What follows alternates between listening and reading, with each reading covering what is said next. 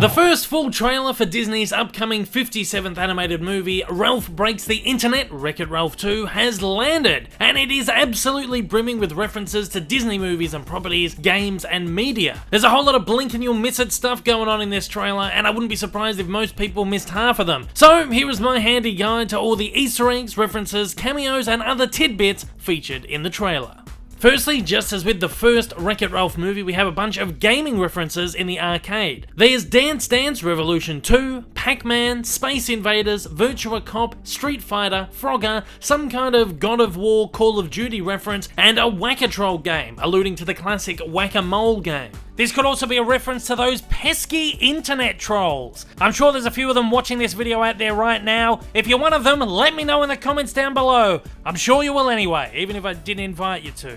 When Ralph and Vanellope fire into the internet, we get absolutely bombarded with product placements for a ton of websites. Some of the ones that I noticed were Cisco, Yelp, Carvana, eBay, Google, IMDb, National Geographic, Amazon, which is depicted as looming over all the other websites as a reference to it being the world's largest internet retailer. Snapchat is depicted here as a center for connectivity in the internet with heaps of data rushing in and out of it. There's an entire social media district here featuring Facebook, YouTube, and MySpace. Twitter is also referenced with a bunch of birds tweeting about famous internet meme personality Grumpy Cat. Lad Bible is featured and an advertisement for the upcoming Gran Turismo game can be seen, as well as a Mario mushroom, and there's a whole bunch of other foreign websites here as well, and others that I just don't quite recognize. There's also some funny tongue-in-cheek internet gags here. There's a cat head, possibly a reference to the internet's many cat videos. There's a website or building here that appears to be under construction, while a bunch of text messages fly around. There's also a road sign pointing to galleries and dating sites. A sign for WhatsApp is shown, a reference to the popular messaging app WhatsApp. There's also an entire Photoshop store depicted as a 24-hour photo lab. Ralph and Vanellope meet and inquire with Knowsmore at the search bar. Knowsmore is an original character voiced by Alan Tudyk in his 6th consecutive Disney animation voice role, and is likely based on Ask Jeeves, one of the internet's original search engines. Knowsmore sends Ralph and Vanellope to the Oh My Disney website, the official blog of the Walt Disney Company. This is designed to be basically the Disneyland of the internet, complete with Cinderella's castle, which can be found at both Walt Disney World's Magic Kingdom and Tokyo Disneyland. Instead of being the website's centerpiece as it is in the parks, the castle acts as the entryway to the park itself, with thousands of visitors flooding in. The website or park is also flanked by various hotels and inns, much like Disneyland in Anaheim. Sadly, none of these are actually real hotels found opposite Disneyland, which kind of seems like a missed opportunity to me. The website/park is filled with Disney characters, including Eeyore from Winnie the Pooh, and a bunch of princesses doing a meet and greet just as in the real parks. The princesses are surrounded by visitors wearing Mickey and Minnie Mouse ears, a trademark piece of park merchandise, which were originally made famous by Disney's Mouseketeers. The visitors also look kind of like Minecraft characters or even pop vinyls. The central hub of Oh My Disney is also quite reminiscent of the layout of Disney parks, with each of Disney's franchises depicted almost as lands, each one running out from the central hub of the website. The hub itself is filled with Disney animation references. There are hidden Mickeys on the ground, and the spotlights flashing across the world are also in the shape of Mickey ears. There's some kind of attractions here for Frozen, Big Hero 6, and Moana. The Disney Animation Land in the center appears to be some kind of theater playing classic Disney movies. The building itself is an enormous sorcerer's hat, the hat Mickey wears in the Sorcerer's Apprentice sequence in Fantasia. This is most likely a reference to the Roy E. Disney Animation Building at the Walt Disney Studios in California, but it's also reminiscent of the sorcerer's hats found at the Disneyland Hotel in Anaheim, Disney's Hollywood Studios at Walt Disney World Orlando, and in Walt Disney Studios at Disneyland Paris. There are posters here for some classic Disney animations, which are somewhat reminiscent of the attraction posters at the entryway to Disneyland. These include The Sword in the Stone, Sleeping Beauty, The Jungle Book, and Cinderella. The hat is also surrounded by film strips, including frames from Disney animations, including Lady and the Tramp, The Lion King, The Emperor's New Groove, Robin Hood, Pinocchio, Alice in Wonderland, Peter Pan, and Frozen, among others which seem a little indescript. There's also a clip from the Sorcerer's Apprentice segment of Fantasia playing atop the hat.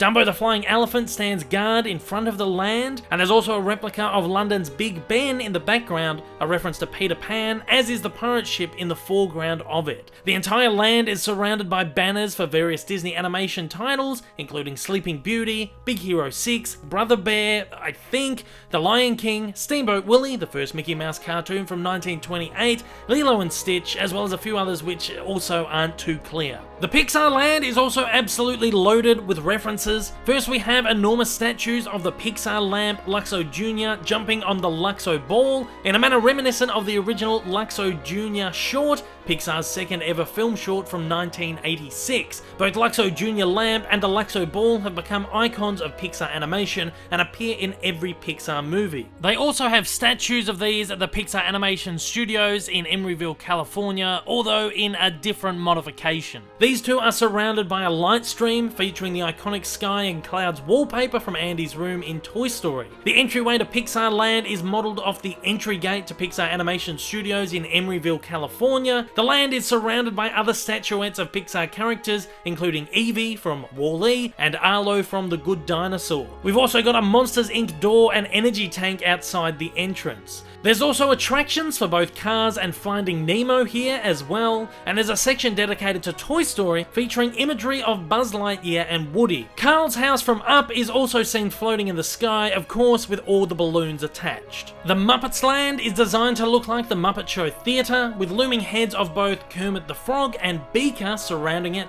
This land also displays both the original Muppet Show logo from the 1970s-80s TV series, as well as the new modern Muppets logo. I really like this, it's a bit of the old, a bit of the new, pays respects to the past while looking forward to the future. The Marvel Land includes enormous statuettes of Thor's hammer Mjolnir, Captain America's shield, which seems to be slammed into a bed of rocks, and Iron Man's gauntlet.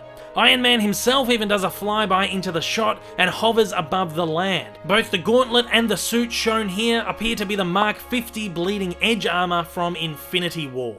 The Star Wars land features a floating Millennium Falcon and Death Star. The land itself seems to be built out of red rocks which are reminiscent of the Tatooine landscape from A New Hope. R2-D2 sits outside the land and Darth Vader does a fan meet and greet, at least I think that's Darth Vader.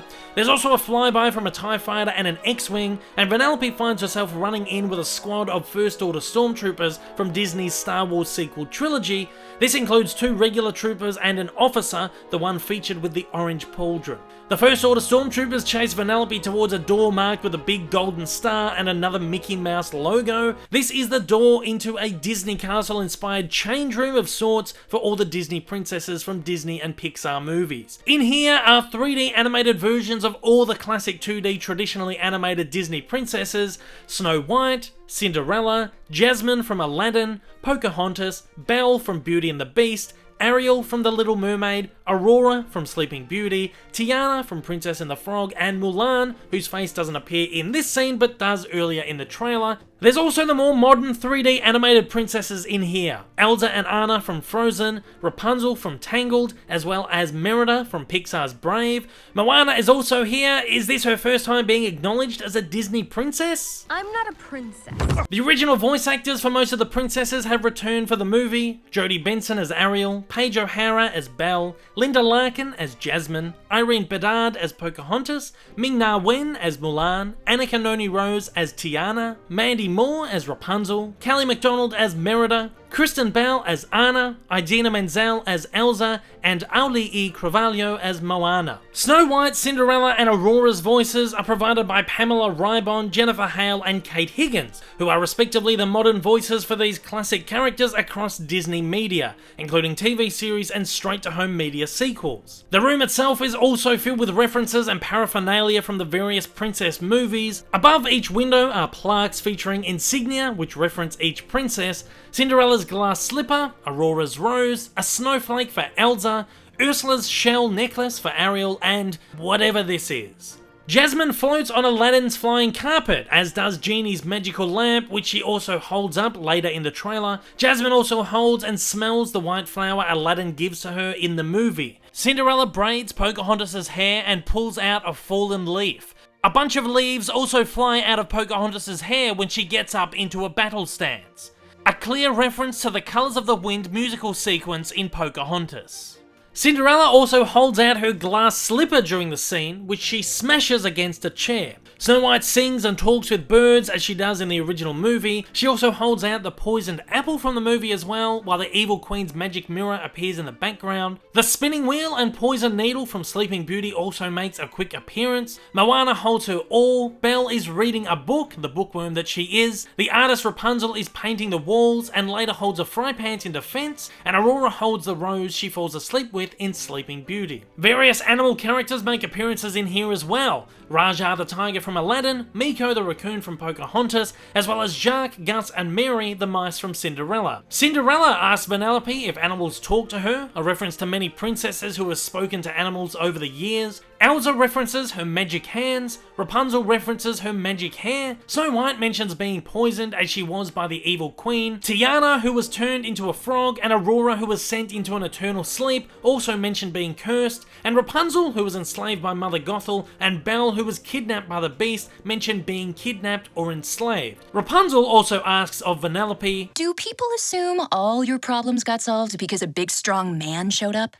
This is a reference to most princesses being saved by a prince at the end of their movies. Yes, what is up with that? And somewhat of a tongue-in-cheek nod to the recent social discussions surrounding the roles of males and females in entertainment. One cameo which stood out to me early in the trailer is that of Mr. Stan Litwack, the owner of the arcade. He appeared in the first movie and also in the first trailer for Ralph Breaks the Internet. Litwack appears to be designed off legendary Disney animator and director John Musker, best known for his work co-directing The Little Mermaid, Aladdin, Hercules and Moana. Also, we get our first look at Yes! That's Yes with 3 S's. This is a new character in the movie voiced by Taraji P. Henson. Phew, okay, so I think I got just about everything, but if you picked up on something that I didn't, please let me know in the comments down below. There is a ton of references in this, but just remember this is only based on a 2.5 minute trailer. Imagine how crazy the movie is gonna be. I can't wait. If this is your first time viewing my channel, if you enjoyed this video and you'd like to see more like this in the future, then please hit that big old subscribe button up on your screen right now and hit that like button down below. Also, don't forget to check out my many social media accounts and please consider supporting me over on Patreon. Thanks for watching, everybody. I hope I'll see you all again soon. Until next time, take care and I hope you have a wonderful day.